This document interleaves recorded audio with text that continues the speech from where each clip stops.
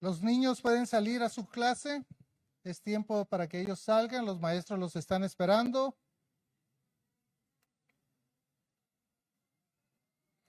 Ahorita después del sermón ellos van a regresar.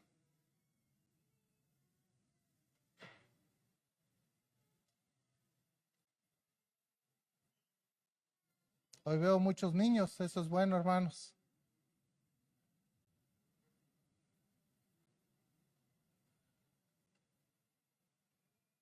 Recuerden, hermanos, que hoy es un culto especial. Hoy estamos celebrando a aquellas personas que han graduado, a aquellas personas que lograron la meta.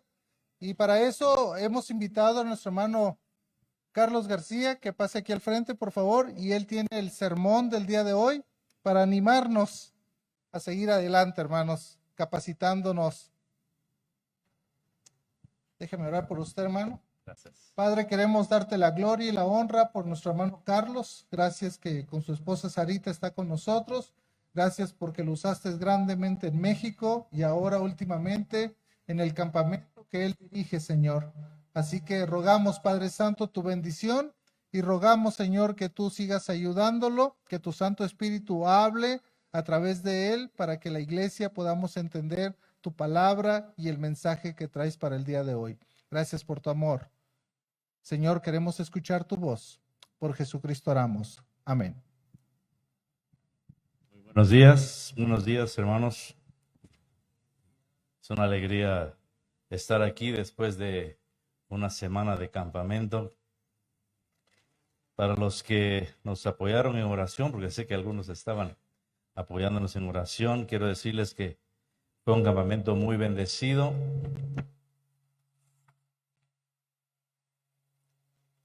Asistimos un total de 188 acampantes entre líderes y niños de 7 a 15 años. No tuvimos ningún percance. Aceptaron a Cristo aproximadamente 27 niños. 11 se integrarán al equipo de líderes. Y no tengo el dato exacto, pero uno de los enfoques del campamento son las misiones.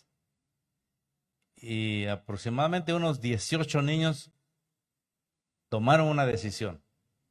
Y yo digo tomaron una decisión, porque el Señor toma en serio las decisiones de los niños. Toma en serio las decisiones de los niños. Vamos a ver en este tema cómo el Señor lo ha hecho a través de la historia bíblica. Y Él levantó líderes importantes en Israel desde su niñez. Pues de estos 18 decidieron que quieren ser misioneros cuando sean grandes. En cualquier parte del mundo, el enfoque misionero de nuestro campamento es muy fuerte, muy fuerte. Pero quiero decirles que hizo un tiempo maravilloso y fue el primer año de 100% en la normalidad después de la pandemia. El año pasado también tuvimos campamento de una semana, pero con muchas restricciones y la asistencia bajó mucho. Pero este año estamos muy agradecidos al Señor por lo que nos permitió hacer. Gracias por sus oraciones, hermanos, los que nos apoyaron. Quiero leer una vez más lo que el pastor leyó. Proverbios capítulo 3, versículo 1. El tema de hoy que le he puesto a este mensaje es: estudia para servir a Dios. Yo sé que estudiamos porque necesitamos estar instruidos para ser más eficientes, para tener una mejor familia, mejores ingresos. Pero eso es lo que se ve a priori. Lo que quiero que vean a posteriori es que con todo ese potencial puedes servir mejor a Dios. Por ejemplo, un misionero bilingüe.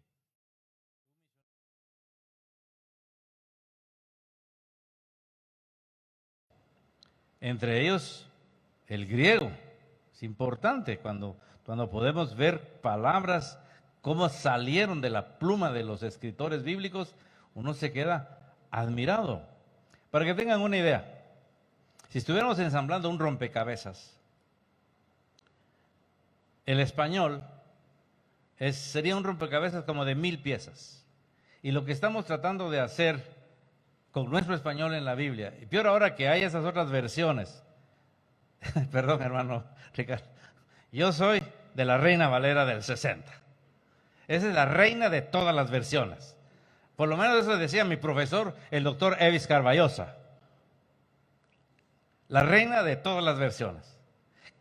No puedo ni siquiera memorizar un versículo en las otras versiones. No puedo. No me cabe. Se me olvida rápido. Pero cuando lo memorizo en la Reina Valera, se me queda fácilmente. Y hay un idioma como el griego que tiene, para ponerlo en una comparación que podamos entenderlo, 10,000 piezas, queremos meterlo en uno que solo tiene 1,000. Esa es la gran maravilla de conocer por lo menos un poco, tal vez no a fondo. Yo sé que aquí hay profesores de griego.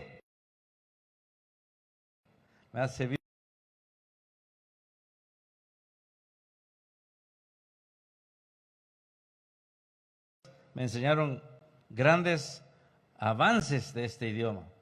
Y aquí vamos a ver que en el idioma griego y en el idioma hebreo hay palabras que se entienden mejor. Aquí tenemos una. 3 del libro de Proverbios, capítulo 3, versículo 1. Hijo mío, no te olvides de mi ley. En puro español, eso se tiene que decir a una persona que se le está olvidando. No te olvides. No es una mera recomendación, es alguien que está olvidando las palabras de Dios. Y por eso tiene un no antes de un imperativo presente. No te olvides de mi ley. ¿Cuál es la ley? La Torá. ¿Cuántos sabemos la Torá, hermanos? Levante la mano. Por lo menos los 10 mandamientos. ¿Se atreverían a venirlos a recitar aquí en el micrófono? Yo he ofrecido hasta 100 quetzales de recompensa al que lo pueda venir a decir al micrófono, pero ahora por causa del tiempo no lo voy a hacer. Pero en otras iglesias lo he hecho. Y para no hacerlo sentir mal. Ya estabas pensando que te iba a pasar. Porque aún solo los 10 mandamientos, hermanos, contienen es como una cápsula súper poderosa que nos puede cambiar la forma de pensar. Y dice, no te olvides de mi ley, pero ¿cómo vamos a olvidarla si ni siquiera la sabemos? Está en nuestra ignorancia, eso está en el archivo que se mandó a la basura, ¿verdad? No es como nuestros teléfonos, podemos limpiar un poco. Y dice, y tu corazón guarde mis mandamientos. La palabra guardar. Antes del tiempo de las computadoras, esa palabra, pues uno pensaría en un mueble, en una gaveta, pues guardar algo, ¿no? Pero ahora sabemos que las computadoras tienen un disco duro y cuando tú quieres guardar una información, un estudio, algo que tú tienes y no quieres que se te olvide, ¿qué haces? Le das guardar, ¿verdad?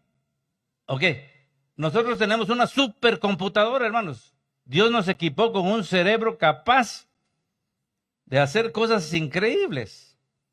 Ese cerebro ha mandado al hombre a la luna, lo ha mandado al fondo del mar.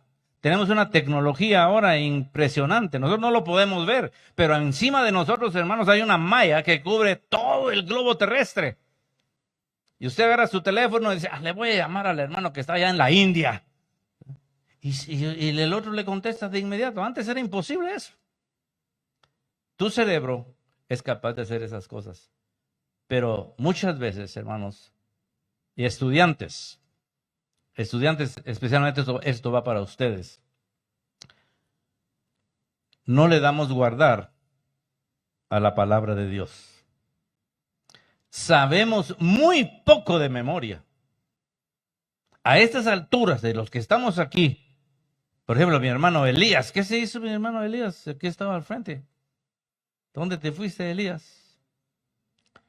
Aquí estás, hermanos. Es que Sí, me hace falta ver esas cejas, las cejas del hermano Alfredo Colón. Yo conocí al papá de este varón. Yo era miembro de la iglesia donde él asistía. ¿Sabes que era un chamaquito como de 7, 8 años? Allá crecimos con Elías en la iglesia Filadelfia Central.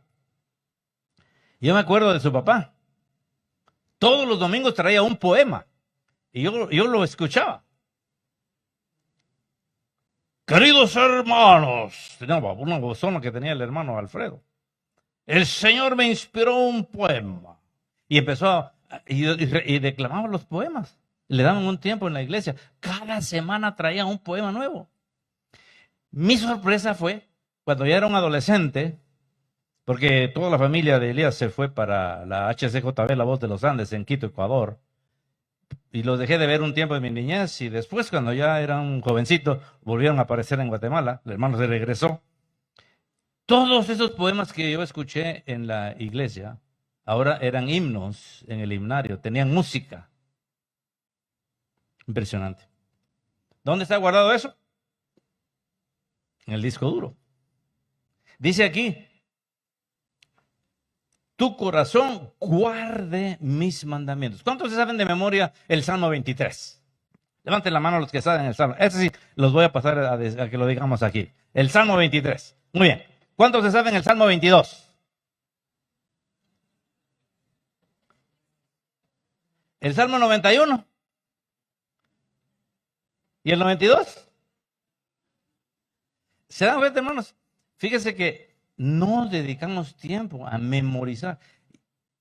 Yo, en mis estudios personales, descubrí que nuestra computadora se puede contaminar. Las computadoras, ¿no? Le entra un virus y ¿qué hay? Tienes que buscar un limpiavirus, ¿verdad? Bueno, pues la palabra de Dios es el único antivirus que puede limpiar una mente que ya se contaminó. Solo la palabra de Dios. Pero ¿qué hay que hacer para eso? Tienes que memorizar la ley del Señor, la palabra de Dios. Fíjense que en Israel hay una escuela. Es la escuela del templo, la escuela de la sinagoga. Todos los niños de 6 años en adelante empiezan esta escuela. El primer grado de esa escuela es la escuela que se llama Bet Sefer. Aquí asisten los niños de 6 a 12 años y tienen ese espacio de tiempo de 6 a 12 para memorizar la Torá. La Torá tiene 613 leyes. Para que se haga una idea, es como que usted trate de memorizarse el Pentateuco: Génesis, Éxodo, Levítico, Números y Deuteronomio. Los niños judíos de 6 a 12 años se memorizan la Torá.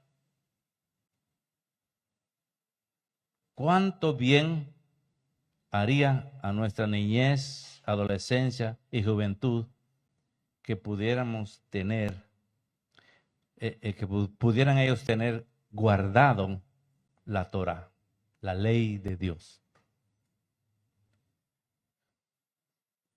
Por unos años yo estuve llevando a mi nieta a la universidad en las mañanas. Yo venía a la oficina y la pasaba dejando a la universidad. A la Universidad de San Carlos. Y como nos veníamos muy temprano para poder venir antes del tráfico, así que nos estacionamos un buen rato ahí en la universidad, ahí desayunábamos, ahí platicábamos, y cuando ya era la hora, ella se bajaba.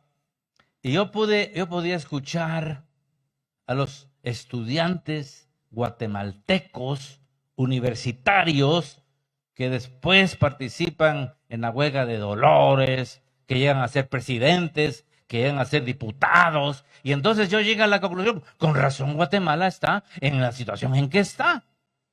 Si esta juventud que está aquí es la flor y nata de Guatemala, y al escuchar su vocabulario, daba dolor de estómago. Jóvenes guapos, bien parecidos, pero con un vocabulario terrible, apestoso. Lo mejor de Guatemala. Fíjense que solo el 2.7% de la población termina la universidad en Guatemala. Así que estudiantes del camino, IBEC, ustedes son pequeña parte de esa población que alcanza la universidad. 2.7. Pero la primaria, el 75%. ¿A dónde se va toda esa juventud? Un hermano me dijo, a Estados Unidos, lamentablemente. ¿Saben ustedes quién inventó el escudo protector del transbordador espacial en la NASA? Un ingeniero guatemalteco. Hay mentes brillantes aquí.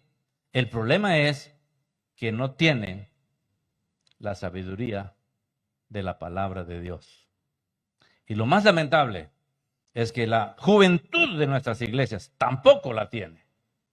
Porque no nos dedicamos un poquito de tiempo para memorizar siquiera un versículo a la semana. Si hubiésemos empezado con eso cuando aceptamos a Cristo, fíjese, usted ya tendría libros de la Biblia. Yo también me incluyo en eso. Pero apenas lo leemos. En la Bet Sefer, entonces, asisten los niños de 6 a 12 años y se memorizan la Torá. El niño Jesús, cuando cumplió 12 años, en el Evangelio de Lucas está esa historia. Sus papás lo llevaron para celebrar la fiesta de la Pascua y aprovecharon el viaje desde Nazaret hasta Jerusalén para que él pasara su examen de la Torá. O sea, ni el niño Jesús fue exceptuado de esto. Él tuvo que pasar ese examen. Por muchos años, la oficina de evangelismo de niños estuvo al lado de la sinagoga judía que está allá en la 7ª avenida de zona 9. Y yo podía ver, cuando ya iba a ser Semana Santa, cómo todos los niñitos iban para su estudio y luego el día de su examen. Entraban y cuando salían traían una gorrita aquí atrás en su cabeza. Habían pasado el examen de la Torá. Aún ahora, eso están haciendo las familias judías. ¿Cómo serían nuestros hijos si les enseñáramos la ley del Señor, hermanos? ¿Cómo serían nuestros hijos? En el campamento siempre afrontamos algunos problemitas. ¿Y saben quiénes son los problemáticos? Muchas veces es el hijo de un pastor o la hija de un pastor. Hace unos años me topé con una señorita de 15 años. Es el tope de nuestra edad.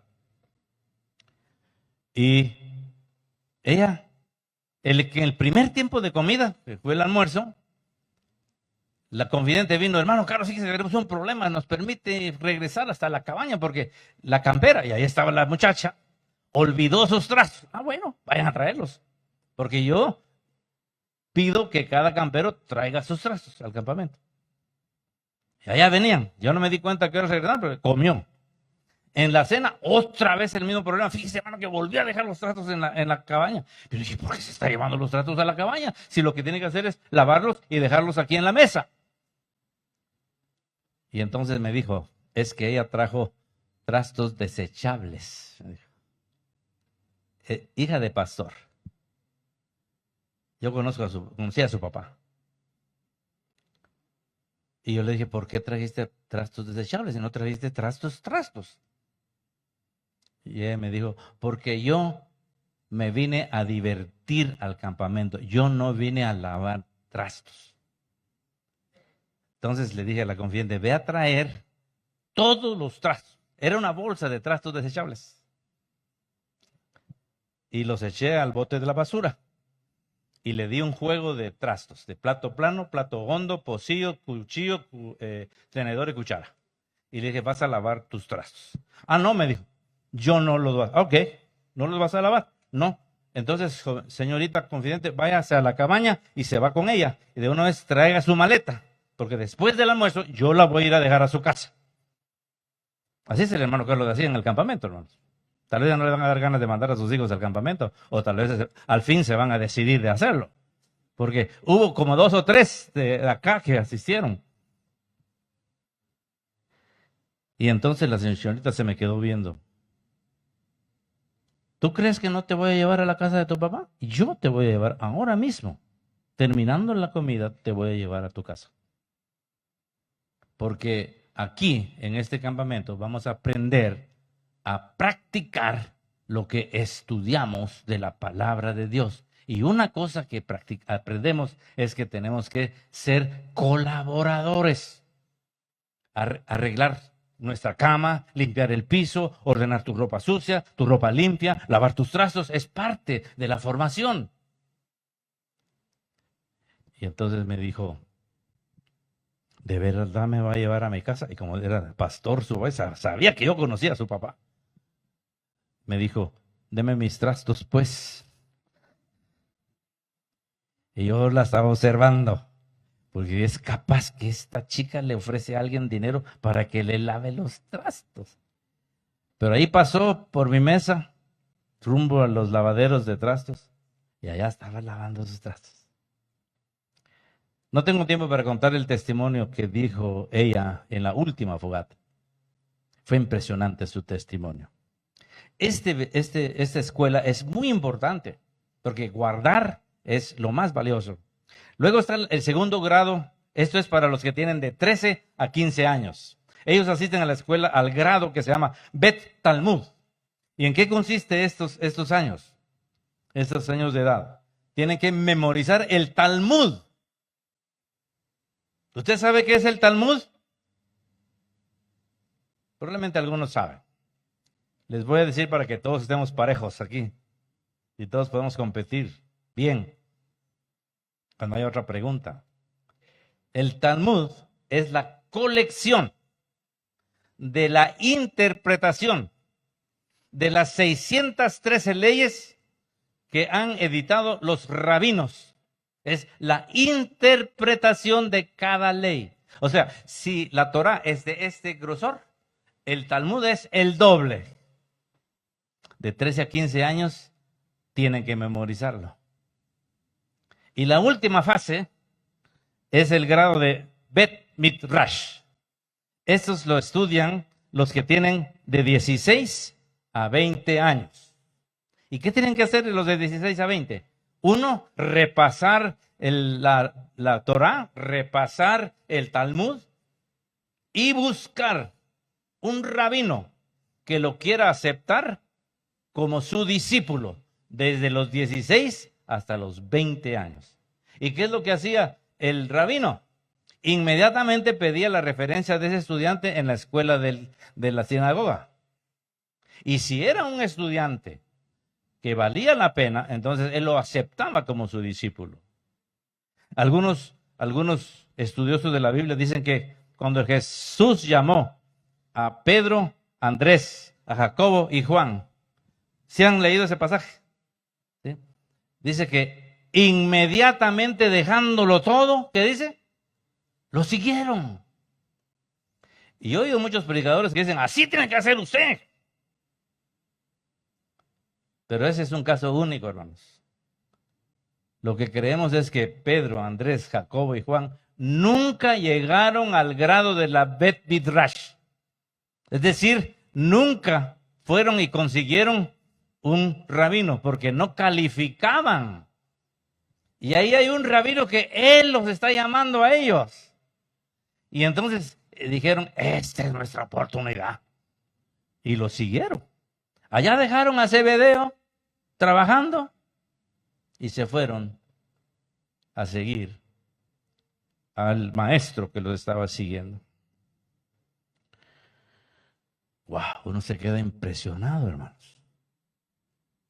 Lo que significa para esta nación de Israel el conocer la ley de Dios. Cuando el Señor Jesús fue olvidado en el templo porque María y José se regresaron a Nazaret, hicieron el viaje, estuvieron unos días, participaron de la fiesta de la Pascua y después regresaron. Era una caravana. No va a creer usted que las caravanas que van para Estados Unidos son la gran novedad. Eso ya es antiguo, desde antes habían caravanas y caravanas y caravanas.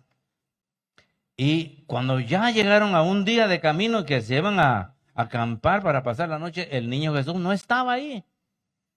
Así que María y José se regresan de nuevo el segundo día, y dice la Biblia en Lucas que al tercer día lo hallaron en el templo. ¿Y qué estaba haciendo? Discutiendo con los rabinos la Torah. ¿Saben ustedes que en el templo habían muchos que trabajaban ahí? Los meros doctores de la ley no eran ni los fariseos, ni los saduceos. El Sanedrín estaba compuesto de más gente política que realmente del conocimiento de la palabra de Dios.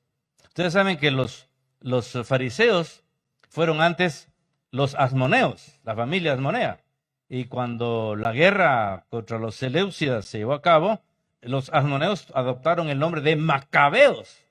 Y fue una guerrilla que combatió hasta que fueron eliminados porque pidieron la ayuda a Pompeyo, el general romano, para expulsar a los seleucidas, los hijos de Seleuco. Y cuando ya fueron expulsados y se instala Roma ahí, ellos cambian de nombre.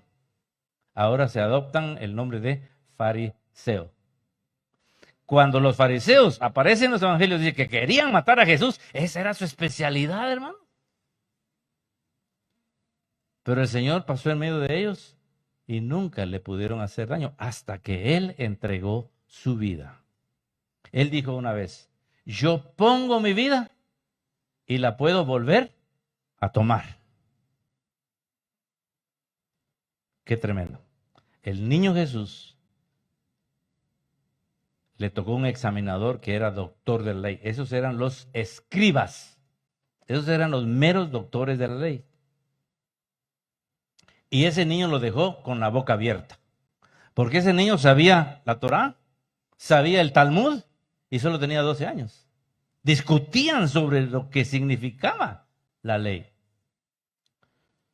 En nuestro medio sí tenemos las escuelas, no la del templo, no los mandamos a esa escuela a nuestros hijos, ¿verdad? Al colegio tal, a la escuela tal, a la primaria, a los parvulitos, el kinder, prekinder. Ahora los pobres niños ya están en la escuela. Cuando llegan al sexto primaria, hermanos, ya traen una escolaridad como de la universidad. Han estado tantos años en la escuela. ¡Qué bárbaros! Yo los miro ahí por mi colonia. El autobús que los recoge llega a las 4:30 de la mañana. Todos los niñitos van dormiditos en el autobús. Los vidrios todos empañados. Llevan su lonchera para desayuno, para almuerzo y el refrigerio de la tarde. ¡Guau! Pero ¿saben? Esos niños chiquitos es la base de nuestra escolaridad. Un universitario que tuvo esa fase débil o flojo no va a ser un buen estudiante. Fíjese que los niños de 3 a 4 años, por ejemplo, la maestra les pone los dibujitos y todo eso, pero él está aprendiendo por la imitación. Ese es su canal de aprendizaje. Él quiere imitar al papá, a la mamá, al tío. Así es como él aprende. Ahí los tienen en la escuela. A, E, I, O, U. A ver, escríbanlo. Él no está aprendiendo de esa forma. En esa etapa de la vida él aprende imitando. De 5 a 6 aprende preguntando. ¿Conocen ustedes a esos niños? Usted le da una respuesta y dice, ¿por qué? Y usted le da la respuesta. ¿Pero por qué? Y yo le he dicho a los papás, cuando tu hijo te hace una pregunta, de una vez siéntate y prepárate para contestar unos 40 ¿por qué? Porque esa es su manera de aprender. A los 7 a 9, mucho ojo. Papás que están aquí, que tienen niños de 7 a 9 años, ellos aprenden a través de 2 canales. La observación y la memorización. Hermano, Ricardo, sería buenísimo tener un campeonato de memorización con estos niños aquí en IBEC. Nos dejarían sorprendidos lo que pueden memorizar a los 7 a 9 años. Tienen una capacidad de memorización impresionante. Memoria fotográfica. Ellos están jugando de algo y se van a su cuarto y ahí vienen con lo que fueron a traer. Usted se va a su cuarto y cuando llega al dormitorio dice, ¿qué venía a traer yo aquí? Y mira todo y no se le viene, ¿no? ¿Le ha pasado eso? Dice, bueno, al rato vengo, entonces ya se sale. Cuando va por la puerta, ya recuerdo que venía a traer acá. Porque usted ya no tiene 7 a 9 años. Yo para predicar aquí, tuve que memorizar un montón de cosas. Y se hace seguro que se me están olvidando algunas en este momento. Es única esa etapa. Única esa etapa de la vida. Yo estuve en un campeonato de memorización en Sololá. No fui de 10 a 12 años. Yo fui adulto. Yo fui para ser como parte del jurado de ese campeonato. Todas las iglesias centroamericanas del sector del lago de Atitlán tuvieron un retiro. Y en ese retiro había un campeonato. El campeonato consistía en recitar los libros de la Biblia y decir de memoria la carta de los Filipenses. Cuando me dijeron que iba a ser jurado para los que iban a decir de memoria los libros de la Biblia, yo me los puedo decir en 30 segundos o menos. Y me sentaron en una silla así enfrente. Habían otros jurados también ahí. Y entonces el que hacía las preguntas le hizo la pregunta a una niñita de esta edad, de 7 a 9 años. Le dijo, ¿vas a decir los libros de la Biblia? Ella dijo, sí. ¿Los vas a decir de ida? Sí. ¿Los vas a decir de ida y de regreso? Sí. Entonces yo me levanté inmediatamente de mi silla a traer mi Biblia, porque yo me lo sabía de ida, pero no de regreso. Y esa niñita empezó. Génesis, Éxodo, Levítico, Números, Deuteronomio, Josué, Jueces, Ruth, 1 Samuel, 1 Reyes, 1 Crónicas, y el Apocalipsis, Santiago, y se vino de regreso hasta Génesis otra vez. En menos de 3 minutos. ¡Wow! Yo me quedé. Ahí estaba viendo en mi Biblia el orden de los libros de regreso. Sería un buen desafío, hermanos. Eso sí limpia de cualquier virus la mente. Aprenderse de memoria, pero en el orden inverso los libros de la Biblia. Me dejó estupefacto. Pero lo que más me atrae la atención de esta edad es que aprenden, el otro canal es la observación. ¿Y saben qué está observando, hermanos? Papás, los que ya tuvieron sus hijos, que ya están grandes, ya no se acuerdan mucho. Pero los que tienen chicos, niños pequeños, está observando si usted, papá, cumple lo que dice. Él solo está tratando de poner de acuerdo lo que usted está diciendo con lo que usted está haciendo. Oh. En ningún grado de la escuela te enseñan eso. Menos cuando llegas a la universidad. Al catedrático le importa nada lo que él haga, solo le importa lo que él dice. Y esa es la mentalidad de nuestra cultura. Que yo como persona puedo hacer como yo quiero.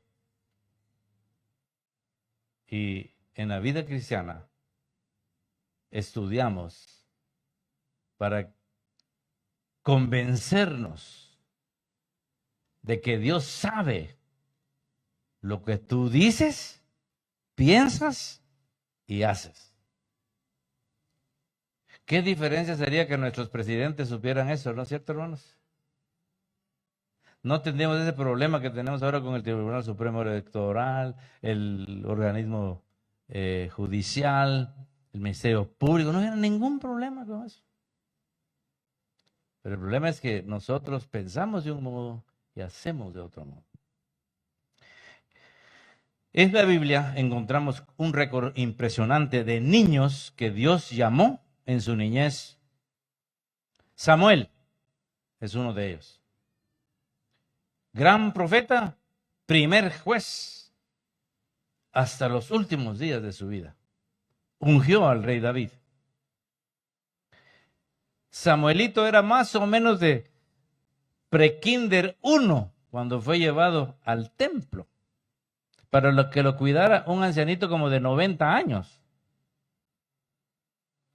Pero ese Samuelito dice ahí en la historia de la Biblia que él era diferente a los hijos del sumo sacerdote. Los hijos del sumo sacerdote eran unos sinvergüenzas. Y Elí lo sabía. ¿Y qué hacía Elí? Nada. Absolutamente nada. ¿Ustedes creen que toda la membresía sabía eso? Todos lo sabían. Pero él hacía oídos sordos y se tapaba los ojos. Otro niño, Josías. 8 años cuando lo ponen en el trono. ¿Y qué sabemos de Josías? Apenas dice que su mamá se llamaba Gédida, de Boscat, una región ahí. No se sabe gran cosa. Pero Josías fue el gran reformador. Destruyó todos los ídolos, desde el norte hasta el sur de Israel, desde el este hasta el oeste. Destruyó todos los lugares altos, todos los lugares dedicados a Baal, la Acera, todo eso. Limpió la nación.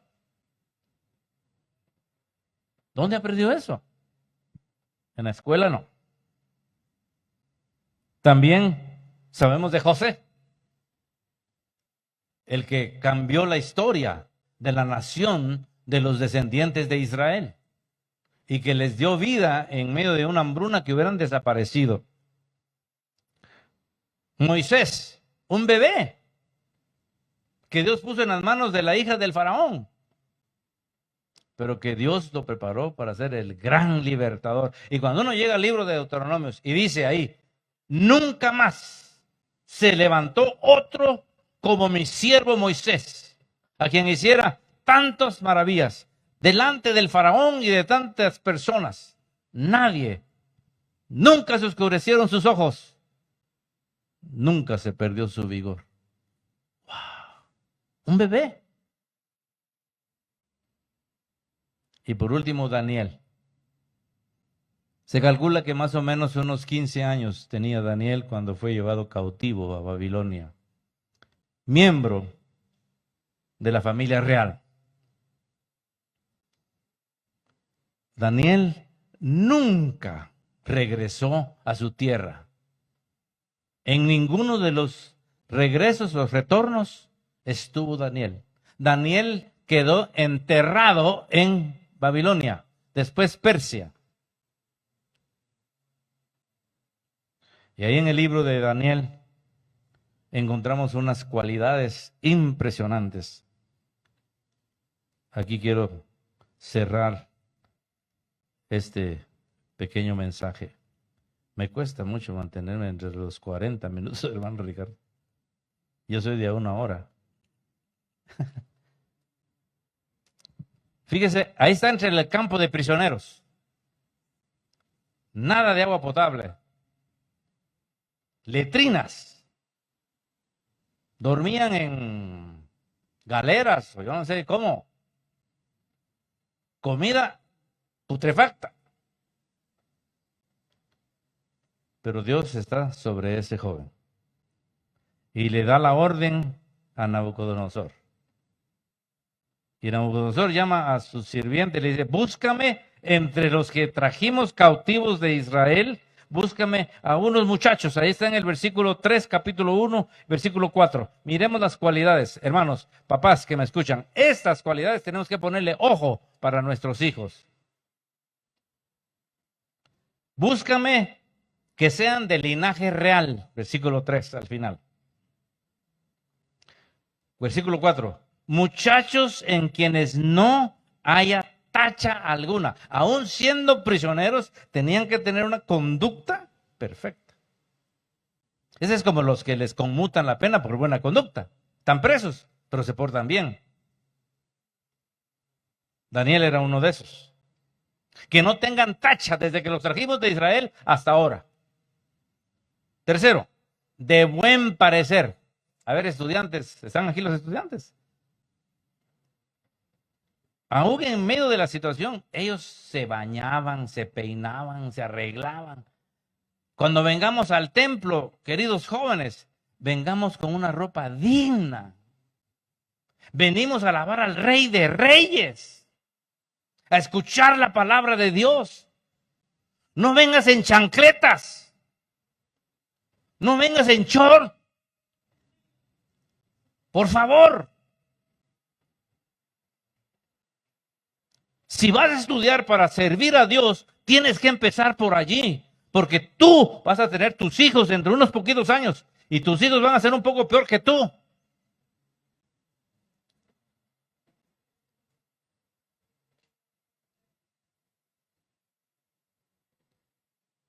Enseñados en toda sabiduría. Esto no se aprende en la escuela, hermanos. Esto no se aprende en la escuela. Sabiduría no es inteligencia. Sabiduría es saber lo que hay que hacer desde el punto de vista de Dios.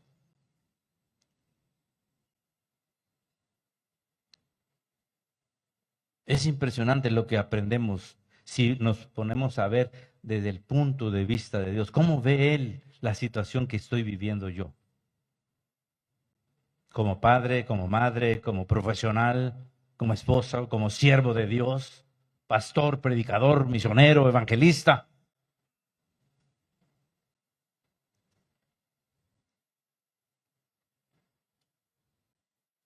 Yo estoy aquí. Cumplí en enero, 2 de enero, 50 años de servicio a tiempo completo en este ministerio. No he cambiado de ministerio. De repente me reúno con mis colegas de mi promoción y me dicen, ¿todavía estás en esos de evangelismo del niño? Y yo les digo, sí. ¿Cómo has aguantado tanto tiempo? Porque Dios me llamó a este ministerio. Yo tuve un llamado. Si yo un día voy a tener tiempo para contarles el testimonio, cómo Dios me llamó a este ministerio. Yo fui al seminario para prepararme porque ya estaba en el ministerio. El 98% de mis compañeros se llevaron al seminario para buscar la voluntad de Dios. Y una vez hubo unos devocionales ahí en el seminario cuando yo estudié ahí. A ver, hermano, dinos, ¿cuál es la voluntad de Dios para ti? Que tenga cabello largo, ojos azules, que sea bonita. No habían entendido muchos de mis compañeros. Y ya íbamos como por el 3er año. Y hay unos que se graduaron y todavía siguen buscando la voluntad de Dios. Pero hay más cualidades. Sabios en ciencia. Eso sí es aplicación a los estudios académicos. Eso sí es. Esta mañana vi un anuncio de un joven. A los 11 años se graduó de la universidad. Tenía un coeficiente 100 veces más alto que el de Einstein. Pero nadie sabe de él. Sabios en ciencia, de buen entendimiento. ¿Sabe qué quiere decir eso? Sentido común.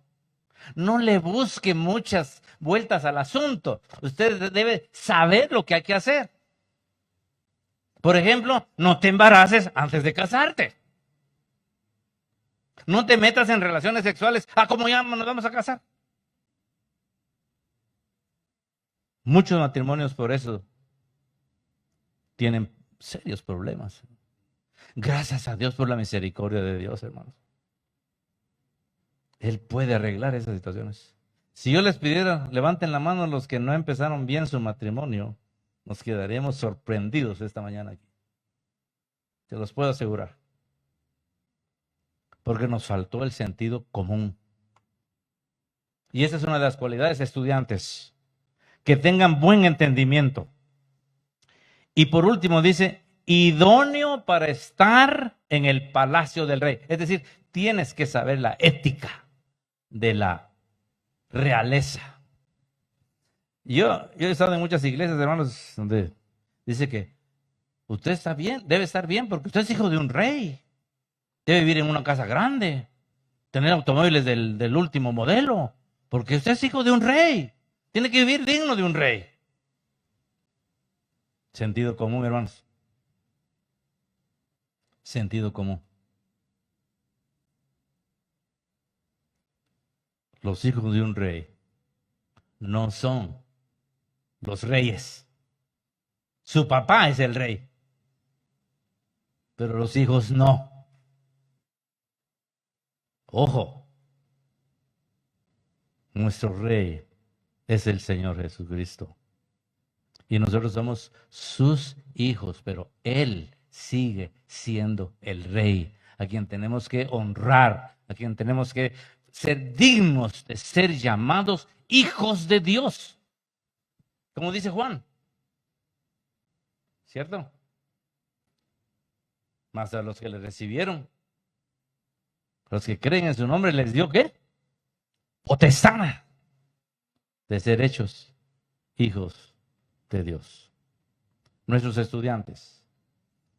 Lo que nos dice la palabra de Dios esta mañana es que probablemente tu papá llegó a sexto primaria, otros quizá tengan la dicha de que sus papás llegaron a la universidad también. Lo que queremos es que tú entiendas que debes ser digno, hijo de ese padre, de esa madre que Dios te dio. Donde quiera que vayas.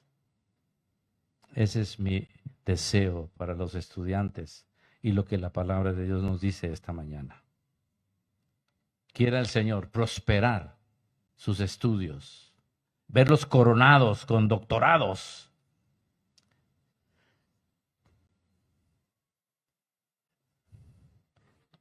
Por aquí tengo una anotación. 2.7% termina la universidad. El 1% alcanza un doctorado. Esa es nuestra realidad. Lo que necesita Guatemala es verdaderos hijos del rey, que saben que el privilegio de estudiar aquí en este país no es para la mayoría, es para la minoría, y ustedes forman parte de esa minoría. Quiere el Señor bendecir sus carreras, no importa en qué grado de la escolaridad vayas, ponlo todo siempre al servicio del Señor y Él prosperará tu camino.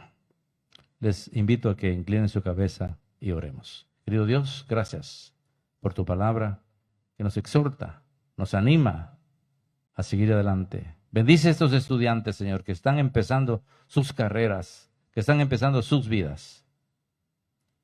Guárdalos en el hueco de tu mano. En el nombre de Jesús. Amén.